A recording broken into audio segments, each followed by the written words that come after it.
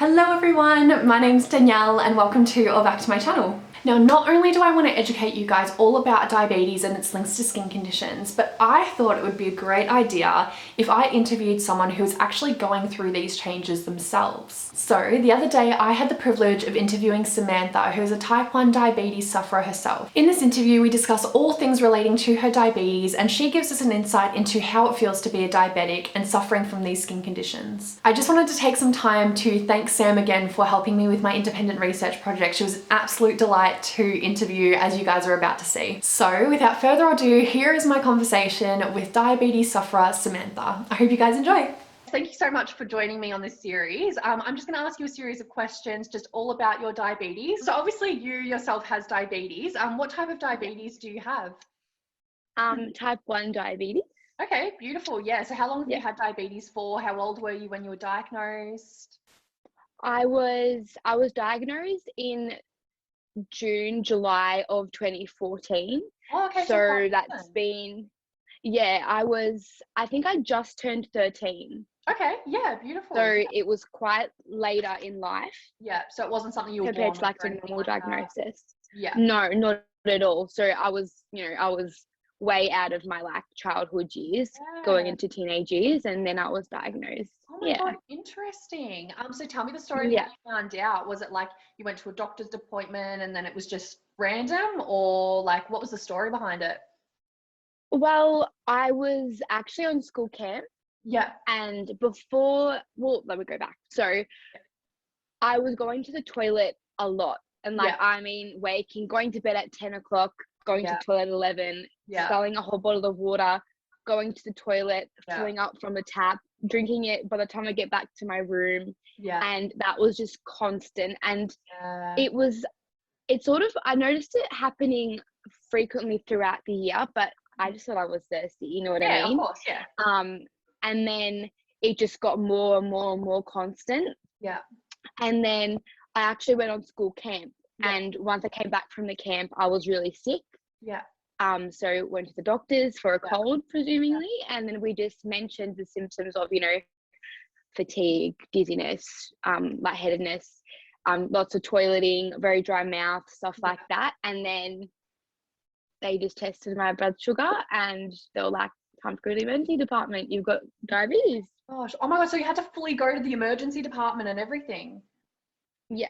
Oh my gosh, that's so full on. Yeah. Well, thank God you were diagnosed like when you were, because who knows what could have happened. And exactly right. Amazing. So lucky.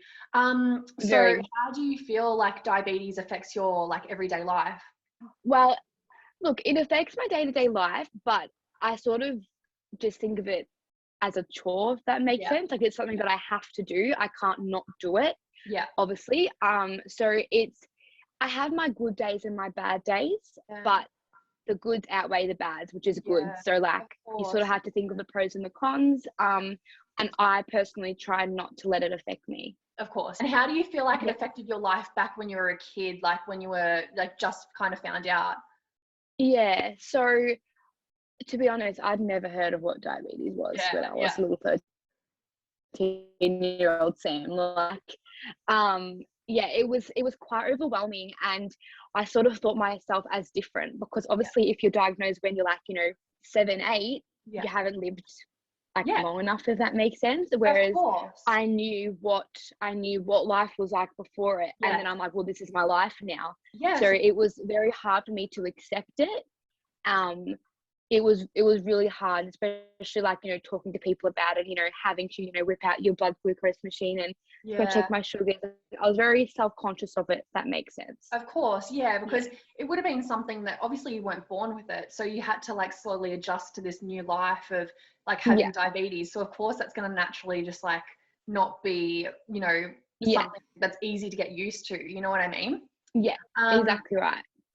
So you did feel like you had to kind of hide your diabetes when you were at that age? 100%. Oh, it would have been so hard. So is there any foods that you need to avoid, any foods that you don't really have, or anything that affects your blood glucose? Not really. I feel like a lot of people think like when you've got diabetes that you can't eat sugar, but that's not the case. Yeah. Especially with type 1 diabetes. Yeah. Very different. It's autoimmune, not lifestyle related. Yeah. So I normally avoid sugar in general just because I don't really eat it. Yeah. But there's no foods that I directly avoid. Yeah, Because nice. as long as you sort of balance it out, then it's fine. Yeah, it was really interesting in my research. I did find that type 1 and type 2 diabetes like are very different. Like you would think that it is quite similar. And I guess there are similarities to them both, but like overall, when it comes to like maintenance and stuff like that, the two are quite different, which is really interesting to know. 100%. Do you have regular appointments that you kind of need to attend to make sure that everything's okay, like with your doctor and stuff like that? I see my endocrinologist once every 3 months. Yeah, nice. And then at those appointments, they just like, I've got a pump, so they download my pump and see like my readings over time. Yeah. And then they just test my my blood levels pretty much just from a finger prick, and that gives you like an overall view of your diabetes. And yeah, that's just once every 3 months, so that's so interesting. It's pretty easy. Yeah, that's really interesting. So do you need to like check your pump every now and then through the day just to like make sure that everything's okay, pop in your carbohydrates and everything like that? So pretty much you just check your sugar, you pop it in your pump, and it's got all its calculations. And then you just put in your carbs. That's probably the only tricky bit, having to count your carbs. Of course, but then you just click go and it just does it all itself. So it's it's super easy. Yeah, perfect. Have you had any scares like with your diabetes where your blood glucose has been like super, super bad and like you've had to like go to the emergency or the doctors or anything like that? What happened there? Yeah. I was working once and it was a super hot day. And obviously in the heat, you feel lightheaded as it is. Of course, But because it was hot, my sugar level was dropping. And then I just passed out on the floor. Oh my gosh, that would have been so scary for you and like the people that were on at the time. So did your manager kind of like call up the ambulance? They all came rushing and oh my gosh. Well, pretty much. Thankfully, there was the people that I was serving at my work were actually doctors. So they knew what was going on. So that's so doctors. Yeah, it was really good. But it was pretty scary, and it's really like dangerous. Of course, it's dangerous. So like that's why it's so important to keep for sure good on top of it. For sure. And what do you believe is the hardest part about being a diabetic? Good question. The hardest thing, like, it's not even the needles. Like, you get used to it after a while. I think it's just more so like similar to what I was talking about before. It's about accepting it because like obviously it affects your life so much. I think that was the hardest thing for me personally. But like if I'm not talking about that, then it's just remembering to do things, because with the pump it's so easy to forget. Oh, for sure. Yeah. How often through the day do you have to? Is it every time you eat? So every time I eat, I have to check my sugar levels, and then if I'm eating, it has to go in my pump, because I'm telling it how much I'm eating, or else my body won't know. And then that just balances it out. So interesting. It just depends how much I eat. Yeah, for sure. Yeah. And what do you believe is the best part about being a diabetic? Might be a hard question. The people you meet. It is. But like the people you meet, like, you meet people in the weirdest places that have diabetes. Like I met one in the line at a concert once. I met one when I went to Queensland twice. Like on one holiday. It was like, it's really good because like you get like the connections with everyone as well. So like, it's good. Like it's good. Yeah. And I guess that kind of leads back to like how you were saying about accepting it. It would have been really good to, meet people randomly who kind of have similar experience as you, and that kind of internally would make you feel like it's more accepted and like you can accept it yourself. So, and you're not the only one 100%. Out there who has diabetes type of thing. Yeah. Now, in terms of skin health, have you found that any like conditions have come up because of your diabetes? Any dry skin conditions, anything like that? I feel like my skin can get really dry sometimes. Especially like on like my elbows and my face gets really dry. Obviously as a diabetic, over time your wound healing processes slow down. So I have to be really careful if I do injure myself. And that's like the same as like it's the same as like, you know, pimples and stuff on your face. Sometimes it can cause some discoloration, like you can tell like with the scarring and things like that, which may be related. How long does it normally take for your skin to heal? It depends. Like, I couldn't even really give you a time span. Like, so do you mean like from like acne or just like in general? Like, even if like say you graze yourself or whatever, like on like wood or whatever, like would it take you probably like months, or would it take you like a year to heal? Or I feel like it's not that like prolonged, it's more like acute.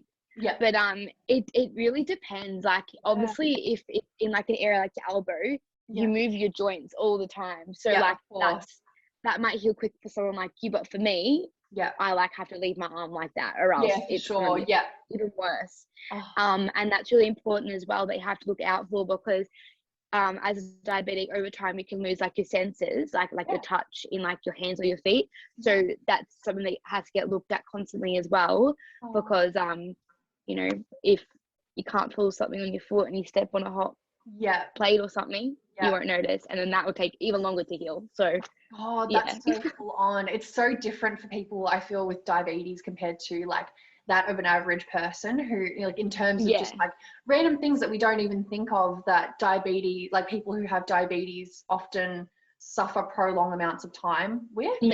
It's just crazy to think about. Now, last few questions. What advice would you give someone who has just found out that they have diabetes for the first time? Don't lose hope, and don't let it stop you from like achieving your goals. Beautiful. I love that. That's probably the best advice.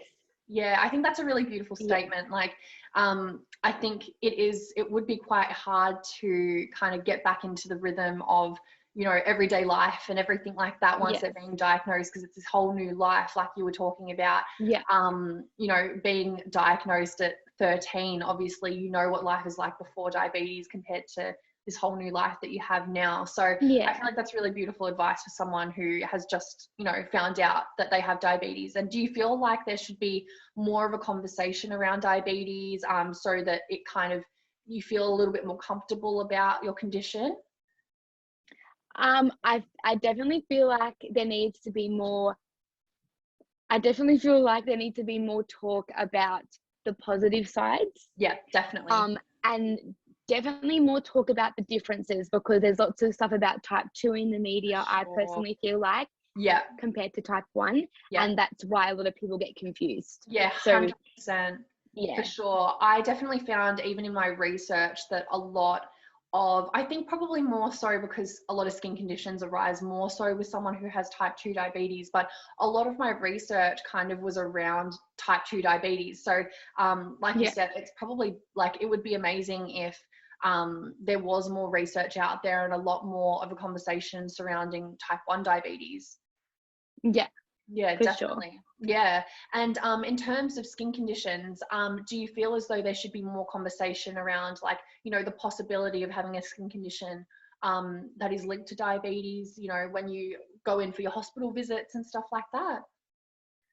I definitely reckon, like, you know, before I spoke to you, I never really like sort of realized or noticed. So probably more education around the risks that can come, which can obviously be prevented. So for sure. Definitely. Thank you so much, Sam, for joining me on this Zoom call, all about educating people about diabetes and the skin conditions. I hope you enjoy the rest of your night. You too. Thank you. Bye.